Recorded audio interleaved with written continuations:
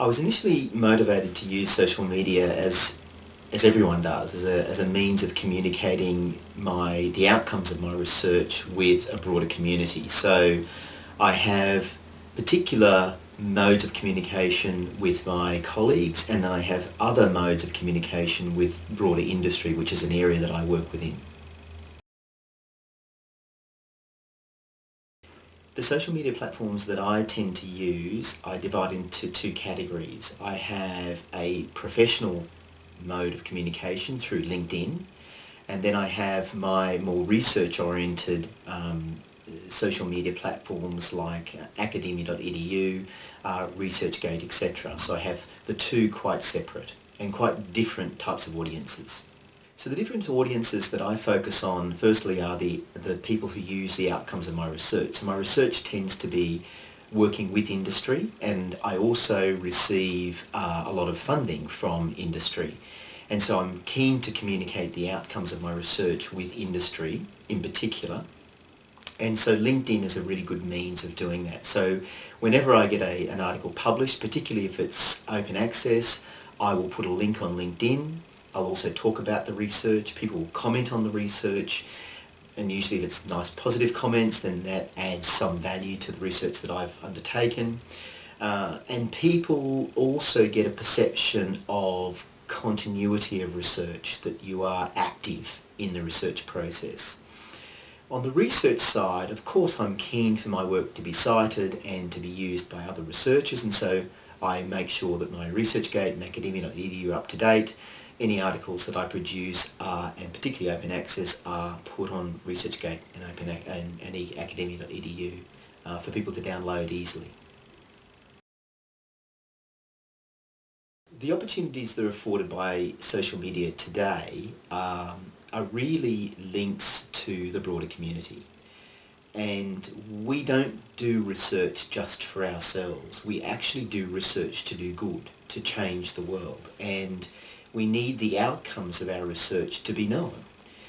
It's not often the case that people in the broader community can read journal articles. And so one way of, let's say, communicating the big messages that we contain within our journal articles is through social media. And this is really important, that the public understand not only that they are investing in a worthwhile cause in supporting our research, but also reaping the rewards of our research. So the benefits really come from continued investment in the research and research process. And for me in particular, I've received lots of initial invitations to speak, and in the end, research funding as a result of communicating the outcomes of my research to the broader population.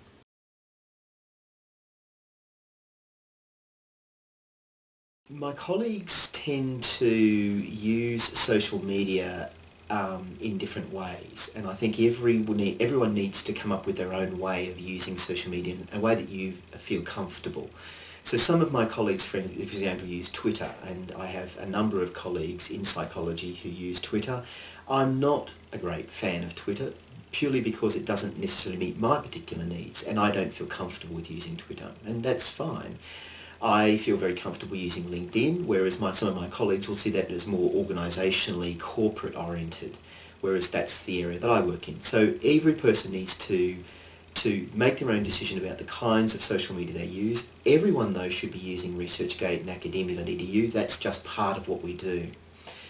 I think one of the biggest issues, though, is not so much using it, is keeping it up to date. I think people can log on easily and set up an account easily, but keeping it up to date is really important. And that's probably where Twitter is, you need to keep Twitter active, and there's a lot of time and a lot of effort that goes into keep Twitter accounts very, very active.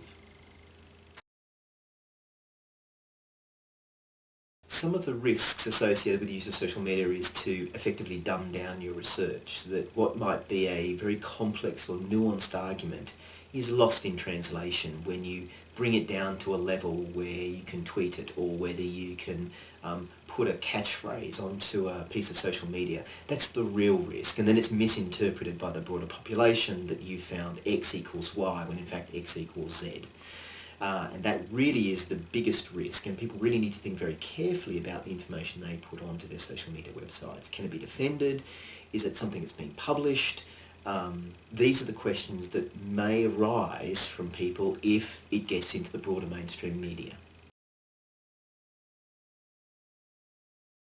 The impact of social media at conferences and meetings is actually very interesting. You actually don't really get any sense of impact initially. It's only actually when you go to conferences and you go to meetings and people make comments about your research or about your activity that you realise the impact that you're having. Particularly I notice with something like LinkedIn for me, is I have a particular reputation out there in business, in the area that I work in business psychology, which is very different to the perspective or the perception I have from my academic colleagues. And it's almost as if you have two faces to yourself, that you have the face that you show the social world and then the face you show your colleagues. And people will comment about or ask you questions that you know can only have come through social media. They will know who you are, they will attend your presentations because they've heard about you or seen you, or it's sort of even knowing your name. They know your name because they've followed your LinkedIn accounts, and so you'll find, or your tweets, and so you'll find that there is this growing body of people who know not just who you are, but what you do. It's quite exciting. Becoming an insider in the discipline is often a long and difficult process, and I think it's a combination of factors. There are certainly factors which relate to the quality of work that you do and the contribution to the broader domain. But I think in some fields, particularly in my field for example, the value in some aspects of my work is actually in my reputation in industry. So my reputation in industry adds value to my work as an academic and allows me to have greater, perhaps, status to become an insider within my own field. But you're also somewhat of an outsider too, because different disciplines have different levels of engagement with the broader community. For me, it's very, very important. For some of my colleagues who work in much more laboratory settings, it might be less important, or perceived as less important. I don't think it necessarily is less important, but it might be perceived as less important. For me, I've noticed that my reputation with industry does help significantly my status, but also the acceptance that I've had within my own discipline.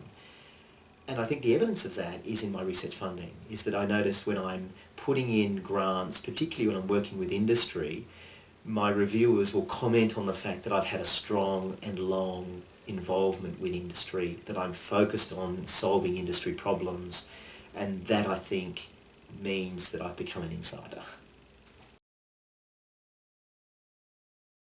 One piece of advice that I'd give to academics or students who are involved or thinking about getting involved in social media is pick your platforms. Not all platforms will do it for everything, and there are so many platforms out there that you can use. Facebook could be a useful platform for someone.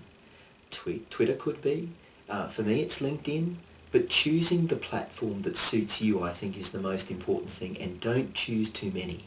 So you can focus your efforts on that particular platform. So I tailor my LinkedIn site so it looks nice, it's clear, it's concise, I have lots of followers, I have lots of people who've endorsed me, so it's become me. And so that's become me. I couldn't spend that time doing 2 or 3 platforms. I spend my time on that one, ResearchGate and academia.edu, to try and make sure that people also see me as industry and academic. And that's the persona I want to engage people with in the wider community.